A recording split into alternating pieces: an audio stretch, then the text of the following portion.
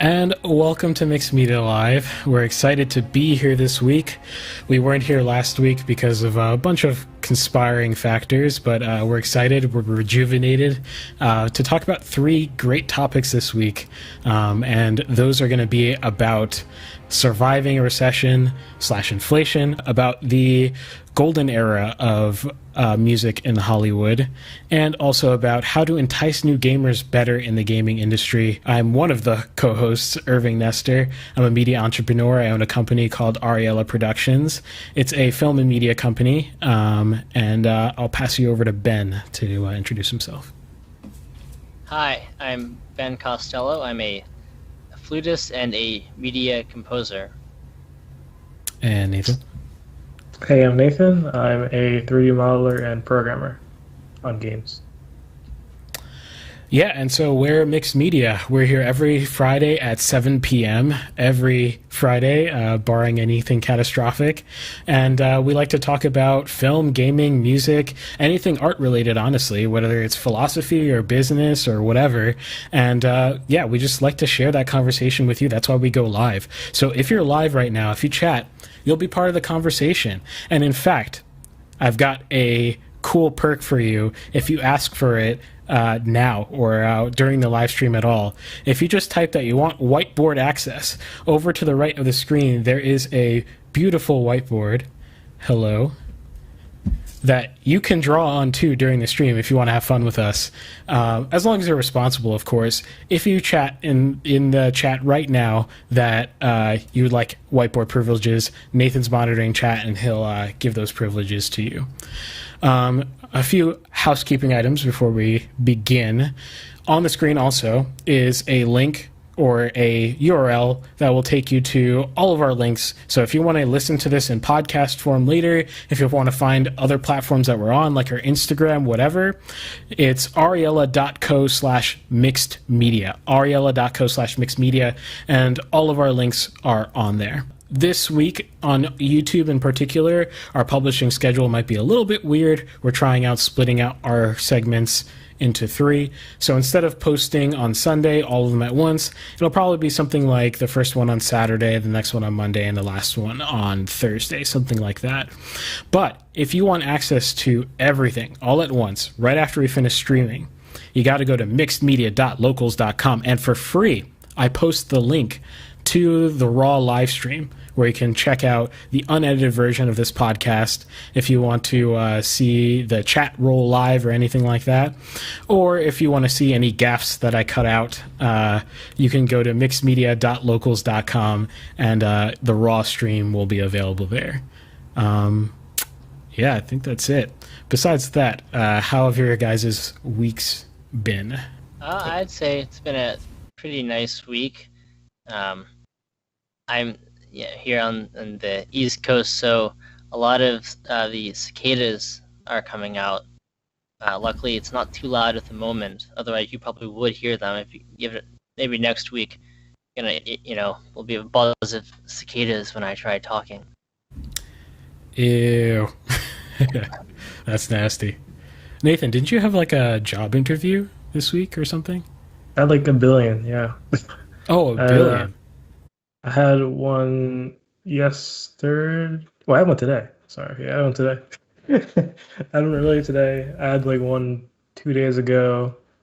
Another one like last week, I think, or this week. I don't know. There's a lot. There's a lot. I applied to a lot of internships and one job. I didn't expect to receive an interview from all of them. So yeah, I'm dealing with that. Almost done though. I have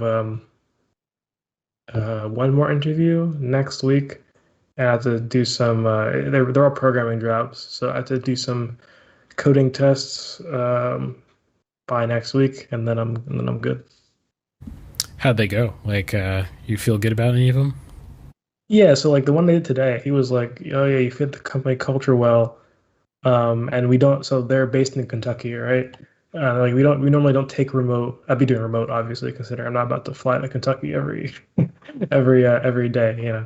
So yeah, he said we don't usually allow remote internships, but we think that you fit the company culture very well. I was like, oh, Does that mean That's I'm really in? I good. didn't ask him if that means I'm in, but like he was like, just do this coding test thing. You said you don't even have to if you want it, if you don't want to. So I'm like, I'll Ooh, do it anyways, right? So I did it. Oh, didn't do it yet, but I accepted and yeah, I'll do that and hopefully I'll make it there. So yeah, so far I'm at I think I might be going for 100% acceptance rate. That'd be nice.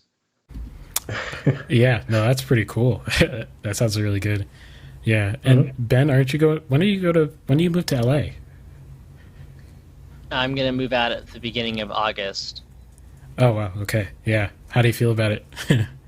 Um, I'm, kind of nervous.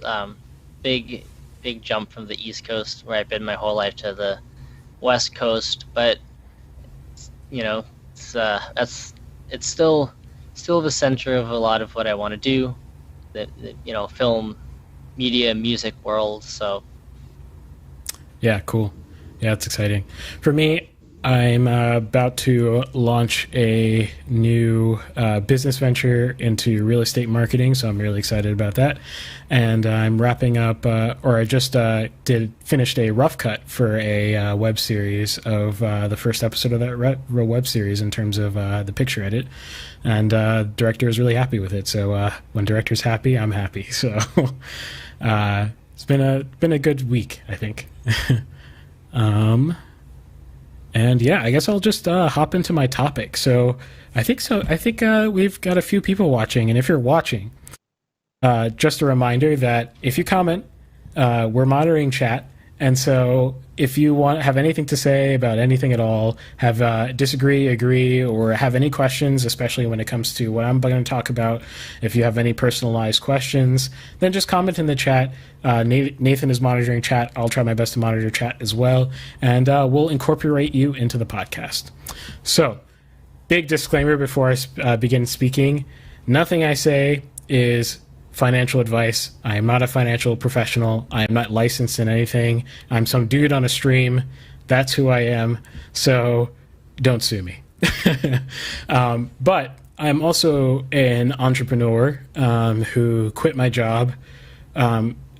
A lot of that had to do with discovering a lot of things that I didn't understand about finance and realizing that a lot of what was stopping me from feeling financially comfortable in quitting my job in order to pursue my own business was a lack of financial education. Even though I thought that I had, at least some common sense knowledge, a lot of that was very, very surface level. And right now we're in an interesting time where I think a lot of artists could really, really, really use a dose of financial education. So I'm going to do my very best to distill down the biggest points that I want to convey to artists. And this is something I'm going to be talking about on my own YouTube channel, hopefully when that's back up and running, and probably in the future on the podcast, because I just think it's that important. I think the artist community really needs a better grasp on just everything money related for their own survival. So yeah, I mean, what do you guys think about the state of financial education? Like, was school a good enough educational tool for you guys to feel comfy with finances? The only thing I learned in my required financial education class is that Catch Me If You Can is a fire movie. That's all I got. We watched that and I was like, oh yeah, that's cool. But other than that, I learned how to write a check, which is very easy. So I wasn't really that useful. Yeah, you learned things we learned, like we didn't learn the processes for a lot of things. I feel like perhaps we should have. Um, it was just like, oh yeah, you can lease a car, you can buy a car. And it's like, all right, I guess that's useful in some ways, but yeah, it wasn't. I guess it wasn't the most fulfilling thing in terms of my financial education. If I took like a non-required course, like I wonder if like microeconomics or something like that, or macroeconomics, I wonder if that would be useful. Yeah, it's not even just micro and macro stuff because all that stuff is important too. But it's like there's a lot of like personal finance that they don't even like teach you, even in like the quote unquote financial literacy classes and whatnot. Yeah. see, I don't think I didn't really have any financial education at all in school, at least. So, I mean, I guess my understanding is that, well, not understanding. I guess I'd probably be more comfortable if I were not trying to be a media musician, but unfortunately, that's what I'm doing. I didn't go off and, go to law school or something, or medical school or some kind of safe profession. Yeah, and the I think the most encouraging thing that will come out of this, because this will apply not just to recession protection. That's just one lens to view it as a way to protect yourself. Because I think a lot of artists, they think, oh well, I don't have to, and hopefully, at least the potential problems that we might be seeing within the next 1-2 years might motivate you to hopefully protect yourself.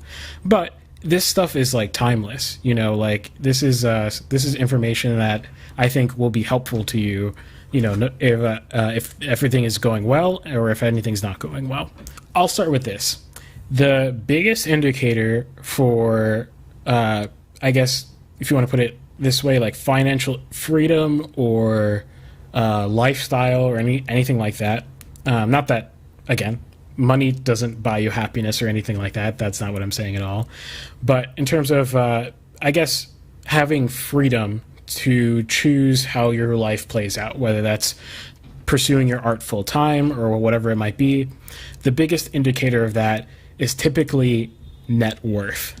That number tends to be a very good single indicator of your financial freedom. Do you guys know what net worth is by any chance? Isn't that just the value of all the things you own plus the amount of money you have minus however much in debt you are, essentially? Yeah, I'll simplify it a little bit. It's just assets minus liabilities, and liabilities can be simplified into just like debt, essentially, for the purposes of this talk. Although, obviously, again, this is kind of like a 101 sort of thing, so we're going to be simplifying a lot of concepts. But yeah, net worth is the single best indicator for lifestyle and financial freedom. My net worth, just like probably both of y'all's net worth, although I'm not assuming, is negative. It's negative net worth, and that's because I went to college and I paid a lot of money to go to college. And that goes in the debt category. My assets are very low because I currently rent my place, so I don't have any home value to speak of. And my total assets aren't worth more than my liabilities. Yeah, does that make sense, generally? Yeah, okay, cool. So here are the tenets I'll put forward, the tenets of good financial understanding. These are 3 categories of things that you need to be thinking about a lot if you want to survive any financial problems and if you want to flourish financially. 1 is cash flow. What cash flow means is on a month-to-month basis, if you take the money you're taking in from, let's say, a job or your business or from however you get money, and you subtract out your expenses, how much is left over? Expenses means everything. So that means including your debt payments, whatever. So if I make, let's say, $4,000 a month, but I spend, including like groceries and bills and debt payments and all of that, that's $3,000 or $3,500 worth of expenses, then my cash flow is going to be $4,000 minus $3,500. That's going to be $500 worth of cash flow. And that cash flow number is very important. So cash flow is the first tenet. The second tenet is leverage. Leverage is, to simplify it again, good debt, or debt acquired in a... that's not even the best way to put it. I'll say leverage is using something, which can be as simple as your credit score, in order to acquire debt. And that debt that we care about should be what I call good debt, which I'll explain later. Oh, I forgot to say with cash flow. This is a very important thing in terms of cash flow. There's safer cash flow and there's a more tentative cash flow. And this is important especially for artists because artists tend to have more tentative cash flow than they have safe cash flow. That's me too. I actually have extremely tentative cash flow. My cash flow is not regular at all. I couldn't even make a financial projection for my company if I wanted to pitch it for investment. That's how volatile my cash flow is. So it's very tentative. And so I think that has its own unique problems as artists, and we need to account for that. If we're going to use leverage, we want to have the cheapest leverage possible, which I'll also explain later. And the last tenet is tax optimization. A lot of people don't understand that the single way I think that a lot of people accumulate wealth is avoiding taxes legally. I'm not saying illegally. No illegal actions here. I'm not advocating you do anything illegal. I'm saying being smart about how you spend, deal with your business, how you do all that stuff in order to avoid paying more taxes than you have to. The tax code is there and written for a reason. It's a lot of times it incentivizes you to do certain things. So if you do the incentivized behaviors, you get rewarded for by paying less in taxes. That's the way to think about it. So those are the three tenets: cash flow, leverage, and tax optimization. There are more things to think about, obviously, but in terms of personal finance and a 101 setting, I think those are really important to think about. In America, this is a thing that you should keep in mind in terms of the United States of America. What is the atmosphere like? Those with assets always win. Those with assets always win. And this is not a biased statement. Like I said, I don't have that many assets, but this is something that I focus on very much. So those with assets always win. Think about it from the small scale to the large scale. Who got who gets tax breaks? Those who own a business asset tend to get tax breaks. Who in a recession, who gets let's say some of the benefits, like during the Rona or anything like that. A lot of the feds, whether you disagree or not, doesn't matter. A lot of the Fed's decisions benefited those who own stocks, an asset. So when you own assets, you are automatically advantaged in the United States. Disagree or not, that is how the United States works. And it doesn't actually typically vary by party. It's usually almost every policy that either party proposes tends to, by proxy or directly, benefit those with assets. Assets are things you own, like you actually own them. It's a little bit more complicated than that because there are things you own that can actually technically be liabilities, but we won't go into that for today. These are things like stocks, cash. I'm going to put that in the assets category just because I'm trying to simplify it a little bit. There's crypto. That's a new asset class. There's real estate, and there's your business if you're an artist. If you are an artist and you are not, this applies to Ben too. If you're an artist, you should be a business. Just because and that doesn't mean anything. Actually, in most states, you don't even have to do anything to be a business. Check the state that you're in. But typically, if you just try to attain profit, you are automatically a business, which means that you are automatically treated differently as an entity. I'm not going to go into the tax law or anything like that. That you're going to have to research on your own. But like the advantages you get by behaving like a business are absolutely great. Does that apply in New Jersey? Yes, that does You apply. don't need to really do much. You just in New Jersey, I was not registered in any way for like maybe half a year or anything like that when I lived in New Jersey, and there was nothing illegal about that. I just had to operate under my real name, Irving Nestor. I can't operate under Ariella Productions or anything like that. Or I could brand myself as Ariella Productions, but I cannot claim to be an entity called Ariella Productions. Although check with your lawyer, none of this is legal advice either. I mean, I guess I should probably save the question. But of course, that just raises questions about taxes and tax law, but probably not the best. Yeah, so the biggest thing as soon as you start behaving like a business, which means you're trying to attain profit, again, check the state that you're in.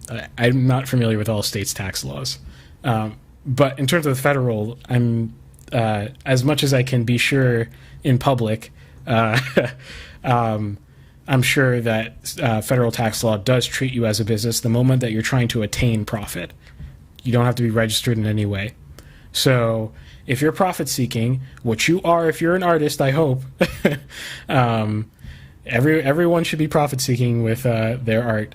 That doesn't mean you are going to make money tomorrow. That doesn't mean you have a business deal lined up for the next day. The moment you are trying to obtain profit is the moment you become a business for tax purposes, in my opinion. And what that means is you get access to the business tax code, which is very potent.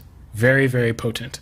When I say very potent, I mean I have like maybe $5,000 to $6,000, maybe even more honestly, worth of film equipment that I've essentially gotten 30% off because of the tax code. That's a lot of money. That means that if you let's take Ben's case, if you wanted to buy a new flute, 30% off, essentially. This obviously only works if you're actually making money, right? So like if you don't have a job, then there's nothing to get a return off of, if that makes sense. Though it rolls over for 10 years as of now with the current tax code. So meaning you can carry your losses from the prior year to the next year to the next year, and it keeps snowballing up to 10 years. And then, so let's say you don't make money this year, but you get like a job doing whatever, it doesn't have to be related. In 5 years, you can deduct your business expenses from that job's income 5 years from now, all 5 years of negative growth that you have in your business, you can deduct. So that's like a really quick explainer. If you Google it or YouTube it, whatever, you'll find great videos that explain it. Again, none of that is legal advice. So yeah, businesses are assets. So like I said, assets win, and I just explained to you one really potent way in which business assets win. Although business assets are a little bit more complicated in other ways, but we'll talk about that. So here's the situation as a whole when it comes to the current situation. Why we're talking about recession, inflation, or anything like that. I don't have a crystal ball. I have no idea what's going to happen, tomorrow, the next day, whatever.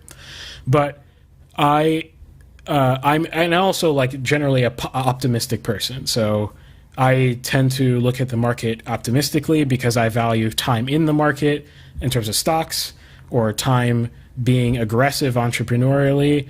I value time doing those things more than I value trying to time the market. So I like time in the market more than I like timing the market. That's a good way to think about it. So I'm not usually concerned about like dips here and there. I don't tend to freak out. That takes a lot of psychological fortitude.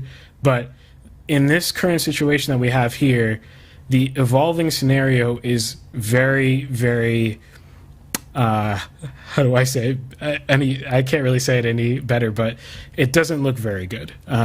More and more indicators are essentially going off, complex and simple, showing that things are not looking very good. As a one example, the Fed sort of, if you don't know how the Fed works, the Fed is sort of like monetary policy, is sort of what they do. Their job is to keep the dollar strong. Right, or keep the dollar predictable, actually, is a better way to say it than strong. That's how the dollar is strong, is by being predictable. Their job is to manage the dollar. In short, they'll have a lot of jobs, but that is their primary goal. That means controlling inflation. Inflation is the way that currency gets devalued over time. Google that, because I can't really get into that right now in detail, but inflation will devalue your money over time. They like inflation, but they like it to stay at a very specified rate, usually between 2% and 3%. That's the Fed's job. They want everything to be as calm and predictable in the market, the broader market, as possible, so that they can make moves that will keep the inflation rate between 2 to 3%. That means that they're going to say whatever is necessary to keep everything calm as possible so that they can keep inflation between 2 to 3%. That doesn't mean they're right all the time. That also doesn't mean they actually have a crystal ball. That doesn't mean that everything they say is necessarily what they actually think about what's going on. Because if you've invested in stocks for a long time, you'll realize that the Fed often is basically just a cheerleader. They want to say what's good. They want to say always be optimistic so that the stock market psychologically doesn't crash. That's what they want. So when they reverse a decision and they say something's unexpected, it's usually not good. Usually when they're doing that, they're saying it's unexpected, but we've got this under control because we've planned for this contingency. That's not necessarily true. Or not necessarily, they don't necessarily even have the tools to fix the problem necessarily. So the Fed recently reversed, not reversed, that's a strong way to put it. They're taking a different stance going forward on whether inflation is here, or not, or strong, how strong it is, and what they need to do to combat it. I won't bore you with the details, but I'm just saying that is one significant data point out of many, many, many. And I've been bullish through the pandemic on the market up until basically recently. So, it's just a lot of things are turning out to be very interesting. So there are a lot of signs of inflation. A lot of this inflation, whether you agree with the policy or not, is tied with the stimulus output, and there's going to be more.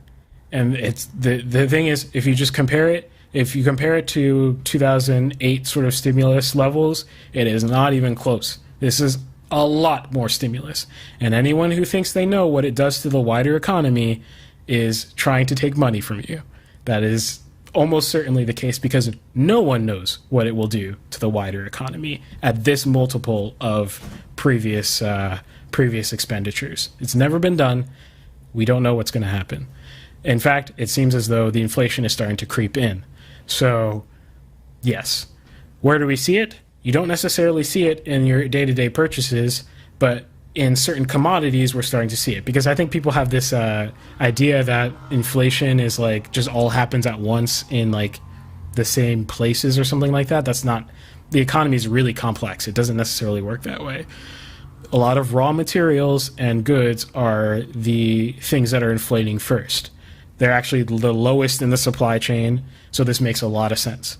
So lumber is a great example. Actually, I've got some graphs. Let's see if I can put some. I'll put the gas graph up because gas is quite astonishing right now. But here is gas over time, and you can see during the Rona, obviously there's going to be a sharp dip because people weren't driving as much.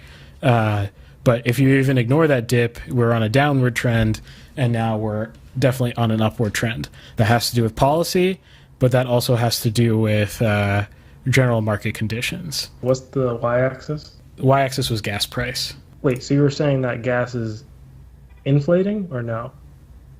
I'm saying that... Or the dollar is inflating such so that the gas price should increase, is what you're saying? No. So you can think of inflation also as like purchasing power, like a purchasing power decrease, essentially.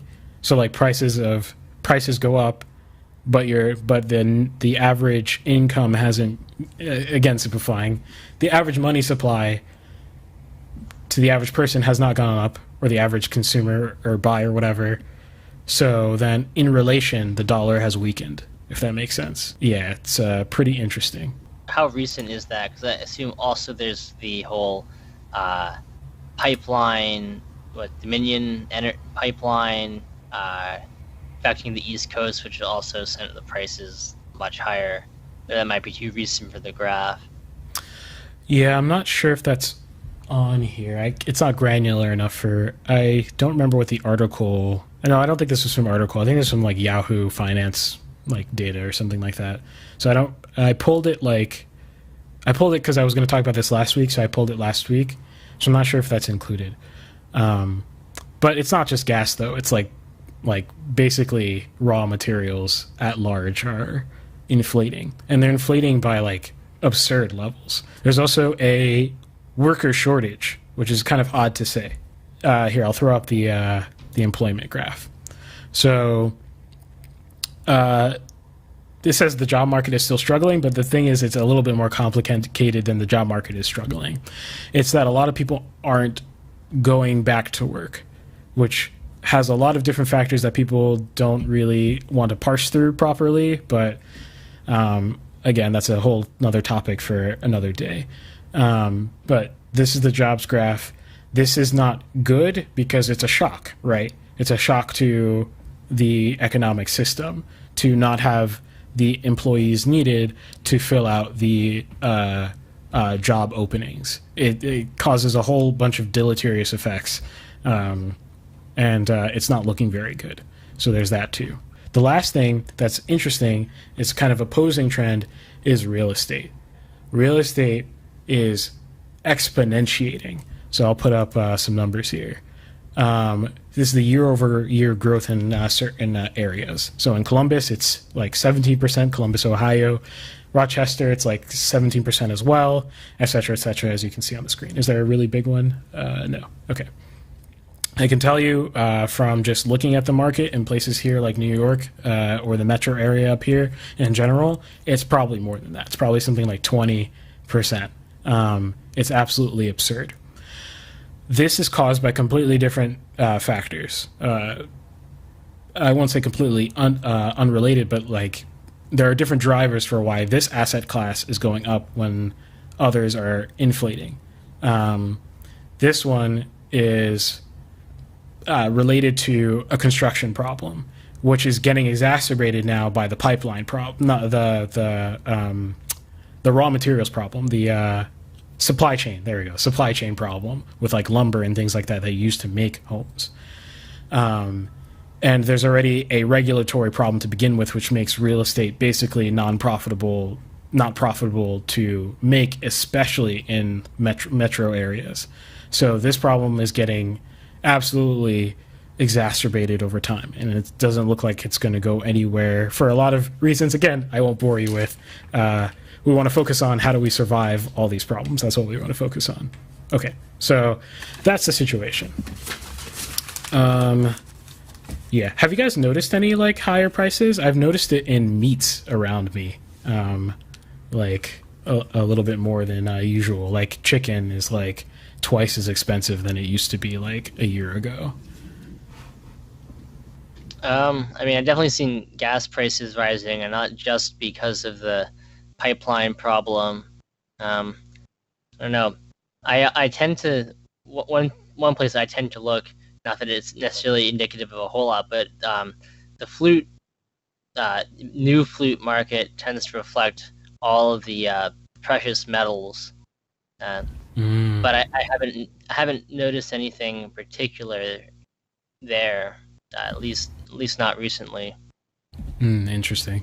And Nathan, you don't buy much. I don't buy things, so I mean, yeah, I don't know. I haven't noticed anything.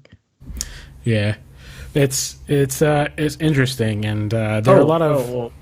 There is the hardware shortage, but I don't know how much of that has to do with I don't know if this is related to the raw materials not existing essentially to produce them.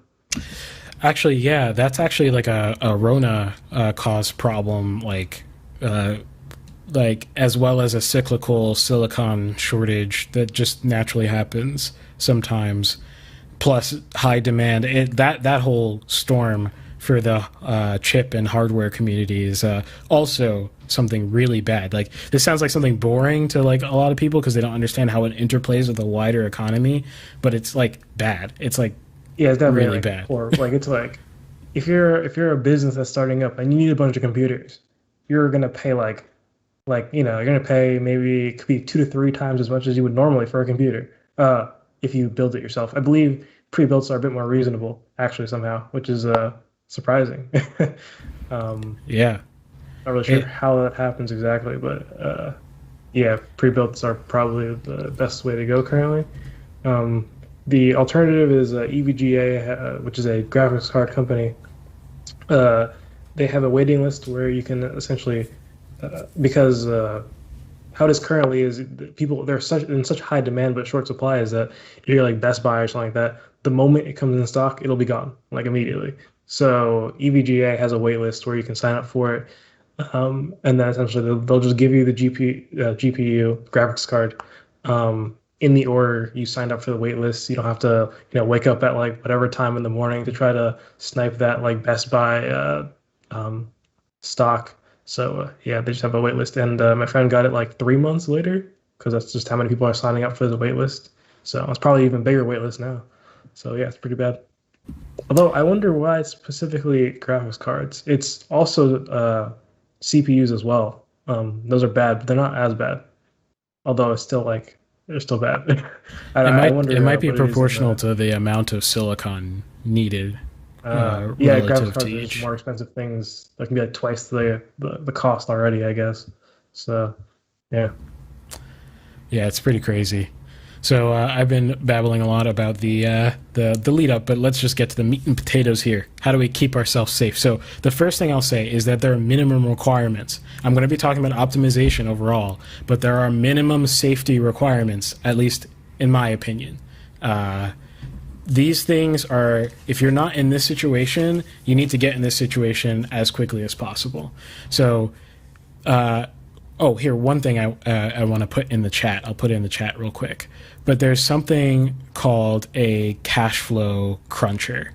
It's a really neat spreadsheet tool. It's offered by a company that I'm not sponsored by, just in case anyone thought a 28 subscriber channel has any sponsors. But they use it as like a marketing thing, but it's actually an extremely useful tool. I've used it to plan a lot of my life. It takes a while to fill out. You might have to set out 1 or 2 hours to fill out the spreadsheet, but you will know your cash flow. You'll know the payability of your debt. It's an extremely useful tool. I can't emphasize that enough. I'll put it in the description as well afterwards for the recorded version. Cash flow cruncher will tell you your cash flow essentially, with all your expenses, your debts, all that stuff. Here's a minimum requirement I have for you. If you're not in school, then you need to have a minimum cash flow of $200 a month. So that means after your expenses and your intake, $200 a month is a minimum. That's because you need positive cash flow in order to make any moves at all. Like everything I'm talking to you requires that you have a safe level of cash flow. So you need to have that $200 a month of cash flow. Next, because we're entering a cycle of volatility, we're already in a cycle of volatility, but that volatility may end up bad. You need to have a certain amount of months of expenses, which the cash flow cruncher will also help you to determine in savings. Yeah, go ahead, Nathan. So this is directed towards the average person or like an entrepreneur? The average person. I'm tailoring most of what I'm saying to like more artist types, which I think have to be entrepreneurial. So you need to have a certain amount of months of savings of just, I don't want to say cash because we're going to turn it into something else, but of money that you can move to certain things. So I would recommend anywhere between like 3 to 9 months. That's a wide range, but really assess like what your life situation is. If there's a situation where you could be out on the street, homeless, then you're going to want more money saved on the side.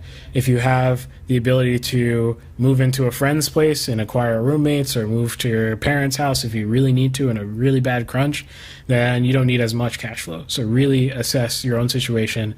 3 to 9 months. Really, if you're about to quit your job or something like that, insane like I did during the Rona, then you probably want like more like 10 to 14 months of savings. And when I say months, I mean strip away a lot of don't strip away everything, but strip away a lot of your unnecessary expenditures. I mean, like if you like eat out every day, strip away like 80% of that or something like that. And strip away a lot of that and then multiply it by how many months of savings you want to have. But bare minimum, and I really don't think you should be doing this in this environment, 3 months. I think you really should be more than that, but that many months of expenditures saved for. And the last thing is, if you have credit card debt, none of this applies to you. If you have meaningful credit card debt, your primary goal is to kill it. If it's $5, the first thing you do before you do anything I'm about to say is to kill that $5. When I say credit card debt, I don't mean that you have a balance on your credit card, because I use credit cards all the time for rewards and things like that. But I mean you are accruing interest on your credit card. That is a horrid situation to be in, especially in a vulnerable time. There are a lot of tools. I can't get into it now. There are a lot of tools out there online for you to fix yourself. So that's going to be your primary thing that you want to focus on. But I'm going to split this into two: inflation protection and recession protection, because they're actually different things. Because inflation doesn't necessarily mean that there's going to be a recession, and all recessions look different from each other as well. So it's very complicated, but let's talk about inflation first, and let's talk about the different asset classes. I'll try to make this quick. So you have to spend time. I cannot say this enough. Spend time learning about everything. Do not do anything you don't understand, to a certain degree of comfort. Okay, so what goes down during inflation cycles? Cash goes down, obviously, because that is the thing that is inflating. This can be anywhere between 4%, which is already abnormal enough to point out, outside of the 2 to 3%, and as bad right now with how things are with inflation potential, could be as bad in short-term levels, I guess 15%. And if you're talking like hyperinflation, like economic crisis, I mean, we have no idea what that even looks like outside of the Great Depression, and we're not going to think about that right now. Cash is a risky asset during inflation cycles. What else goes down? Bonds go down because they're essentially a proxy for cash, because you can't the interest accrued on them is not typically enough to compete with high levels of inflation. They tend to be around normal inflation levels, bond levels. So if you have bonds and they're mature, I would cash them out now and do a whole bunch of stuff with them. If they're not mature, then you have to do some math, and I'll let you figure that out. Things that tend to be inflation protected, meaning that they tend to move with inflation, are real estate, even outside of a bullish market, stocks, surprisingly enough, because the company valuations have to rise with the monetary change, right? So the dollars don't go as far, so the company valuations have to reflect that. So they tend to rise during inflationary periods. Debt becomes easier to pay, and that's a whole other topic. That's a very powerful thing to realize. Debt is much easier to pay because take your debt rate, let's say it's 10% exponential, so like APR, but inflation is like, let's say 5%, then your effective debt is actually 5%, roughly speaking. So inflation tends to be good if you have a lot of debt. Interesting crossover there between inflation and debt with the U.S.'s own debt, but that's a whole other topic as well. Those are inflation protected things. Things that move separate from inflation, meaning that they're not really that connected, are hard assets like gold. So gold tends to be they just don't correlate, if that makes sense, really. So yeah, and you could make an argument that it would go up because people run to gold, but I think if you look at the charts averaged out, it's not that clear, actually. It's just kind of decoupled. Businesses actually suffer with inflation. They tend to suffer with inflation. And as an artist, you are a business. So this is particularly sensitive for you. This is because prices on the market don't change as quickly as the dollar does. And it's very complicated and hard to react to the entire system shuffling around you in different parts when you own your own business. It's not a transparent process. So it's a risk, essentially. It creates volatility and a whole bunch of other nasty things. And you think that as an artist you just make a painting and you sell it? It's not that simple.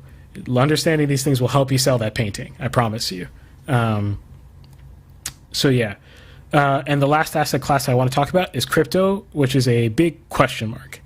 I'm of the theory that crypto, more than gold, or any other inflation assets that you think of places that people run to when there's inflation, crypto is extremely valuable, in my opinion, in terms of inflation protection. This is for a variety of reasons. Go do research. So that's Inflation Protection 101. Yeah, go ahead, Ben. Do you think that might change, or not necessarily, well, not the relationship between crypto and inflation, but do you feel like you think that the value of crypto might go down, given that it sounds like there's some talk in the Fed, I think just yesterday, about changing the tax code to not penalize crypto more, but I don't know, scrutinize it more? Crypto is in a lot of danger. The risk in crypto is not so much the volatility of the asset itself, it's what regulation will eventually look like, which is absolutely unclear.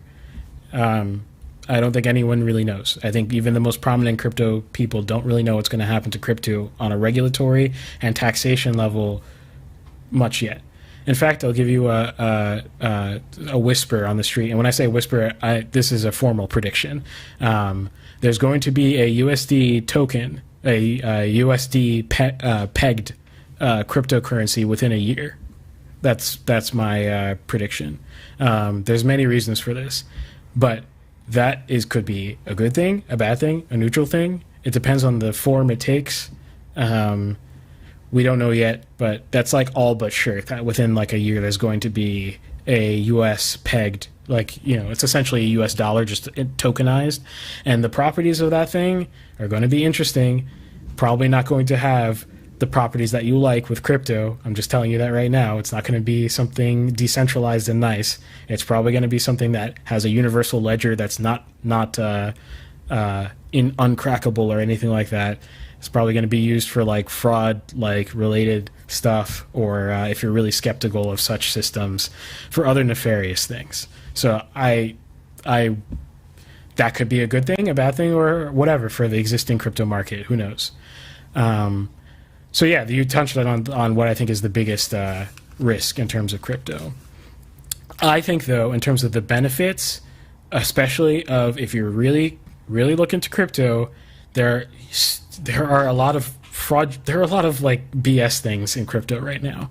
You need to focus not on those shiny gold objects. You need to focus on what is good about crypto, and you have to ask yourself what in the crypto space right now exemplifies what is good. Right now, as far as I'm aware, and I'm comfortable saying, the only currencies that I would say exhibit those behaviors that we really like are Bitcoin and Ethereum. If you want to buy Dogecoin or whatever else, good luck to you. I really hope you make money, but they're not really, a lot of altcoins are not really doing what is special about crypto. Bitcoin and Ethereum are opposite sides of the spectrum, though, so you have to really understand the space. Bitcoin is more like gold. Ethereum is more like a currency, as a shorthand. But that's a whole thing. So yeah, who knows? But I'm still bullish about crypto as a whole in terms of inflation protection, unless they tax it at 50% or something crazy like that, or they just outlaw it outright. Which is not outside the realm of possibility, let's be clear. Well, I feel like that would be a difficult thing for them to attempt to do, that, to outlaw it outright. I think just reading from what the Fed was saying yesterday, I would imagine that it will be subject to much higher tax rates than it is, or at least that's what they want the IRS to do. But whether that happens or not, I don't know. I don't know enough about how tax law gets changed. Yeah, it's interesting. The nice thing about crypto is that it's starting to get really baked into the financial system as a whole. When I say baked, I mean like hedge funds have like billions of dollars of Bitcoin. So that helps you because those people tend to change policy. So, you're kind of in a weird way, crypto's kind of billed or like branded as like an anti like monopoly, that's not what crypto Just don't get like distracted by like the dressing of crypto. That's not what makes it valuable at its core. You're going to be on the same side as hedge funds in some arguments. It's kind of weird, but that's how it is. So that's Inflation 101. I didn't tell you what to do, but I'll go over that at the end of this. I'm sorry I'm going on so long. But then there's Recession 101. And the focus of Recession 101, again, not financial advice, the focus of Recession 101 is buying freedom at a discount. That means you've done your safety first stuff, you're safe and everything, and now you're going to take the impending recession and you're going to use it to get yourself free. That sounds weird, but it's possible if you play your cards right and you get a little bit lucky. We want to, at all times, optimize for how we can better ourselves as artists in terms of being independent of the big structures that typically control the forums that we want to be in. And that's going to mean being an asset owner. So safety first, like I said. Second thing is investing in yourself during a recessionary period and during this time of uncertainty is going to look a lot less like it did before. A lot of people are going to be very used to buying whatever they want in order to invest in themselves. But, you know, if you're thinking about buying a new camera, but the one that you use right now is still getting you jobs, keep the camera, for now, at least. And investing in yourself is going to look more like time than it's going to look like money. You're going to have to spend a lot of time in trying to get yourself in order. Primarily, it's going to be education and financial education. If you could spend your time on one thing, do that. And find trustworthy people. In fact, the easiest shortcut to do so, in my opinion, is to find the people who, or not find the people, actually just go understand the history of wealth creation. You know, you don't have to like these people that you are looking at what they do, but these people are successful, right? And not most of the time they're not doing anything like nefarious, right? Like, if you're a real estate mogul, as an example, you would benefit a lot from tax code and a lot of other things. So just look at what they're doing, learn from those people, and learn from the people who learned from those people who tend to be also very wealthy, oftentimes coming from nothing. I could probably do a program with people who don't care about anything but money. If they don't care about if they have no passion other than making money, I promise you, with a McDonald's job, you can be a millionaire within, I would say like 7 to 10 years. You can be a millionaire working at McDonald's. That's a whole other discussion for another day, though. And there's like a distinct blueprint too. There's just a very easy thing to follow, but you also have to be willing to not do anything else, which is the trade-off, which is why I'm not doing that. So yeah, we want to build safety and financial freedom. Remember, artists have tentative income. They have tentative cash flow. So we're going to have to deal with that problem. One way we deal with that problem is having various levels of liquidity. Liquidity is the ability to turn an asset into cash, or usable money or tradable stuff, right? Different types of assets have different liquidity levels. Think about how long it takes you to sell a house versus how long it takes you to sell a stock. Selling a stock happens any business trading day instantaneously, basically. Selling a house might take you a year, depending on the conditions of the market. You want to own a variety of things that have nice properties, and you want to have also a lot of liquidity during recession. This is not actually for what you think it is. This is because you might be in an emergency, because we're taking a lot of the money that's let's say 6 months of savings that you have for yourself, and we're going to move it to various different assets, and we're going to do that over time. So that's because, since it is emergency money, right, you want to be able to liquidate that at any given moment to actually cover your butt if you end up in a bad situation. Let's say you lose your job or your business goes under or something like that. The other reason we want to have a lot of liquidity is to buy the dip of the stock market, by the dip of the real estate market, by the dip of any asset class that ends up dipping. There's going to be several asset classes that crash during recessions. That's what essentially causes recessions, right? So it might not be all asset classes. It's not necessarily the case. But in 2008, let's say, the real estate market died, right?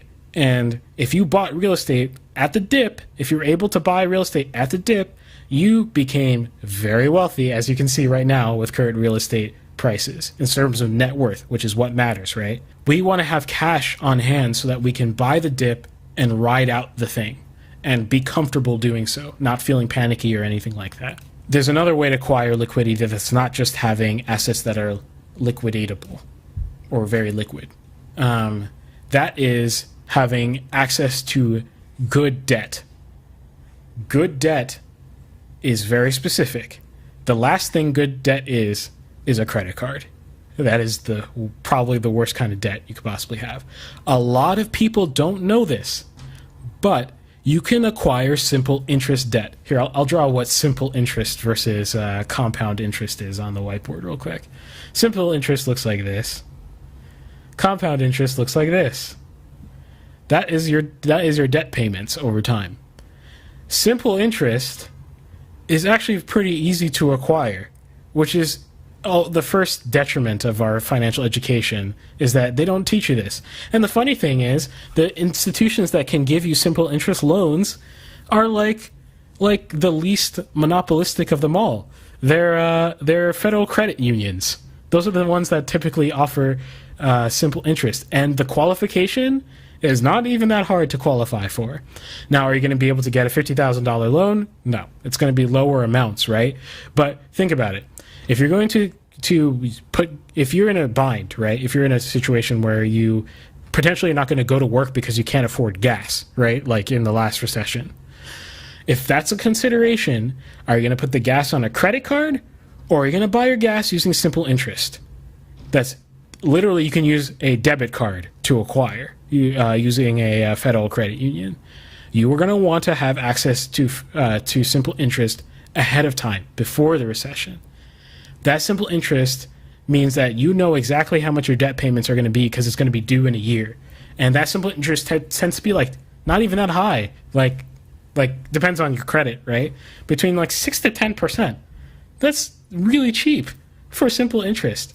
If it's 10%, you know you're just going to have to pay 10% on top of your loan by the end of the year. You have a whole year to pay that back. And if you pay it back earlier, the less debt you have to acquire. Oh yeah, sorry. You're a bit long on this one.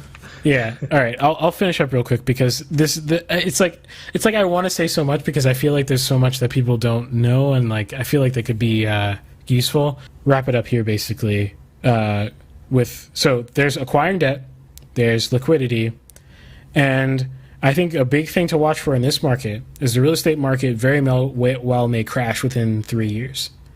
And you need to that could be like literally a month from now, or that could be literally 3 years from now.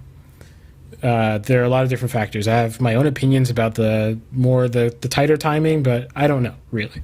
So you need to be ready for that, which means you need to have that down payment and that credit score up. So look up how to fix your credit score if it's not good, and really get your safety net in place so that you can, because if you can buy real estate, and when I say buy real estate, I don't necessarily mean for you to live in. You can become essentially a landlord. You as an artist become free. There's a lot of rhetoric around landlords that I really don't understand. In New York City, a lot of landlords are like outside of Manhattan. Manhattan's a different story. A lot of landlords outside of Manhattan are like the most blue collar, like working class kind of people. Manhattan's a different story. That's like all monopolized. But in the outer boroughs, it's like very blue collar people who are landlords. Those landlords have bought themselves financial freedom because the rent payment that you receive is money you did not have to work for, and it's money that's essentially you have to look this stuff up because I can't teach you how to do it, but it's essentially work free.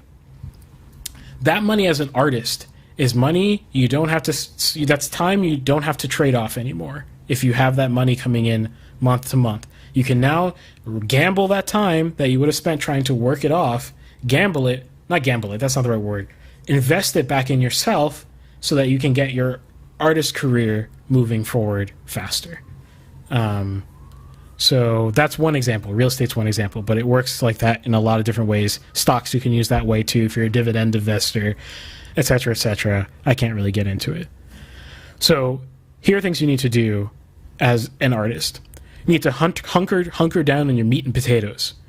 Businesses and clients that are recurring, that you know get you money, focus on those, protect those like they're your life, because they might be.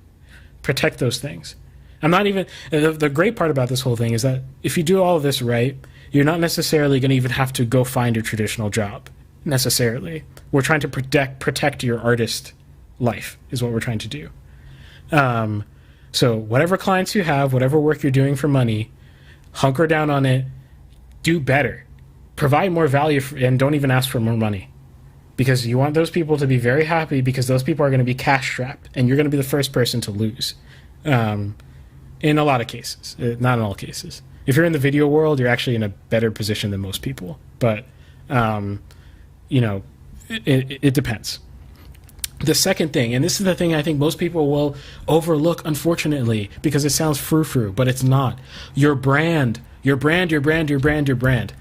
That literally means, like, how do people feel when they go on your website? How do people feel when they purchase from you? How do people feel when they talk to you? How do people feel when they look at your logo? How do people feel? That all is going to last you longer than a brandless agency. Guaranteed. When I do real estate marketing, I'm going to be pay attention a lot to my brand, because a lot of those customers may become staple customers. And those staple customers will have an option at the end of the day when the real estate marketing market comes down. If it comes down during a recession in terms of price I'm able to charge, I might be able to hold out a little bit more on that price just because of my brand, just because I delivered excellent customer service, et cetera, et cetera. Your brand cannot be neglected. This is where you're going to have to invest time, not money. Time, not money. Those two things, meat and potatoes and brand. The last thing is more extreme. If you're able to do it, I'm not able to do it, so I'm not judging you if you're not able to do it. You might want to move to a place that's cost of living is a lot lower, and you will be amazed as to what that might do to you if you're able to do so. I'm currently living in New York, so again, I'm not judging you if you can't do it. And a lot of this advice doesn't apply to you if you're in school. Actually, this is probably the best time. Recessions are probably the best time to go to school. You're basically insulated from everything, and the debt you've acquired gets immediately rocked by inflation, which is nice. Overall, here's the mixture that I think if you have no money in any assets, here's the mixture I would say, not financial advice, might be helpful. I would say about 20% in cash still for the maximum liquidity that cash gives you. So if on a weekend you need cash, you have it, right? So about 20% in cash. A lot of times during recession, currencies actually deflate, which it actually did during the Rona for a little bit. So that protects you against that, although I don't think that's really the major thing. It's really just pure liquidity with having cash on hand. That 20% of your safety net that 20% of the cash that you have should just remain in cash. 30% is pretty bullish, but I would put 30% in crypto. It's just, the potential is ridiculous. And if you do that split between like 60-40 Bitcoin, like 60% Bitcoin, 40% Ethereum, or if you want to experiment with Cardano or something like that, sure. But as long as they're major projects, Bitcoin is like deflationary on principle, and it will continue to deflate. It's just very volatile. So you cannot like get scared and sell your crypto at a low. You are going to just absorb the loss, and you're going to get no value out of it. So hold on for dear life if you're in the crypto space. Don't let an Elon tweet like scare you. It's just not worthwhile. And then I put 30% in stocks. How to buy stocks is a whole another topic, but again, not a financial advice, but if you want to do no work, there's a stock ticker called VOO, VOO. It tracks the S&P 500, and that VOO ETF allows it. Eventually, you don't have to think about individual stocks. You're just in the total market. You're betting on the American economic status, which, unless you think the country is going to collapse, that should never go to zero, right? So, yeah. And then the last thing I would say, the last bits of money, I would say 10% should go into something speculative that you're passionate about. I mean, if you really want to, like, well, when I say speculative, I don't mean like a YOLO gamble. I don't mean buy Dogecoin with that 10%. I mean, if there's an asset class or a particular stock that you really like, for me, that's Tesla. So if you Tesla / AMD, for me, those are it for me. And so if you want about 10% of your assets in those specific stocks, that might be a good idea. And the last 10%, these are rough numbers, of course. Invest in yourself. So you don't want to stop investing in yourself. So take that 10%, maybe hold it aside in cash or crypto or something like that, and be ready if you need to replace your camera, or you need to buy that course because it's just that important for you to be able to understand this particular skill, or whatever it may be. If you need to invest in yourself, you do need to keep some of that money inside. It's just not the same as if the economy was really healthy. Then I would say like something upwards of like, just dump like 40 to 50% into yourself, because it's just safe enough for you to do so.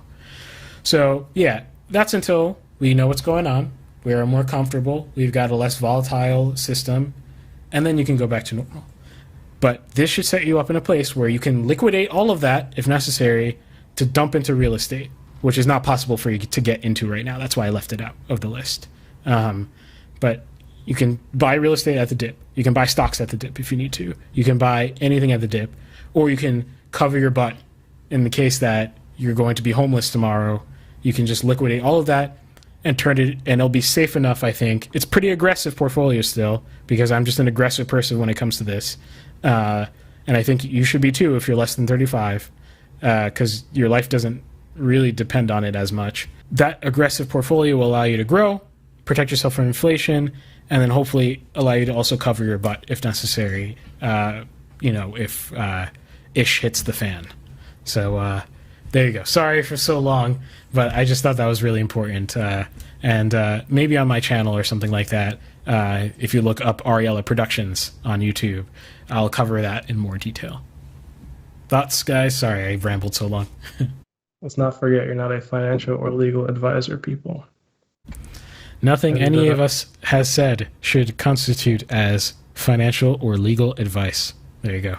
Yeah, I think it's interesting because it's a wide topic that, you require a long time to speak about. The best things that you could take out of, only this time is mostly just pointers of where to go, because you're not going to get everything just from this, obviously.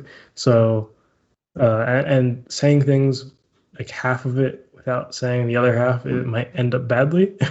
So yeah. Probably the biggest takeaway people should take are the different things you said to look out for in research and stuff like that. Yeah, just pick out all the words I said, all the asset classes, and do research. It's going to take you weeks and weeks and weeks to even feel semi-comfortable, but that's the time that I said that you have to invest back into yourself during this time so that you can be free and you can buy your freedom during this time. Do you know any like websites or like books that are like good? So there's so I follow a slew of YouTube channels. The problem I have with a lot of them is that oftentimes they have a very particular flavor of personal finance or investing and things like that. So I'm mature enough in my investing life that I know how to mix those properly in my brain and like come out with what I'm comfortable with. If you're new, it might be a little bit aggressive. So I would say a good channel is Graham Stephan. I think a lot of people know who that is. He's advocates for living cheaply and investing your money. And he's a real estate guy mostly, but obviously in this market, he's been focusing more on like, other diversified assets. Graham Stephan is a great guy to look at. An underrated asset is if you're looking at understanding how real estate gets you passive income is Bigger Pockets. So biggerpockets.com and the Bigger Pockets YouTube channel. And the last few people, maybe like Meet Kevin is an interesting guy. He's extremely bullish on everything. So be careful with that. He's more bullish than me about Tesla, which is scary. So be careful. There's one more. And VIP Financial, which makes the Cash Flow Cruncher, has a YouTube channel. Their newer stuff is not as useful to you if you're new, but they have a lot of stuff that's like a few years old that will teach you some basic financial stuff about debt and other stuff. So those resources off the top of my head will be useful. Yeah, my voice is like dead, so I can't go on any longer if I wanted to. So we've gone 2.5 hours. That is like pretty much entirely my fault. And I am so sorry for that. But luckily, this is the first week we decided to split into 3 parts. So if you are listening to this, what I'll probably do is I'll probably duplicate or triplicate, however you say it, the intro and conclusion onto each of the bits. And so you can watch whatever you're interested in. And if you like that, if you like the fact that we split into 3 different parts, give us a comment down below so that we know to keep doing that. If you prefer them all in one dosage, one package, rip me in editing it all in one night, but I'll do it for you if you really want me to. The next best thing you could do, if you really enjoy this conversation, hit the like button if you're on YouTube, or follow us if you're on Twitch, or subscribe if you're on YouTube. You can see the growth that's happening here. We're slowly upgrading the show, and really what we'd really appreciate is just a little bit of love so that we can continue going, because we really love talking about these topics, and Mixed Media is all about keeping art alive through conversation. With that, anything else you want to talk about? I guess if we wanted to sum up the lessons we learned here today is learn your finance, respect the past, and don't forget, don't leave your audience behind. Welcome new people in. All right. So with that, have a great week for all of our listeners. Thank you for listening. See you next week.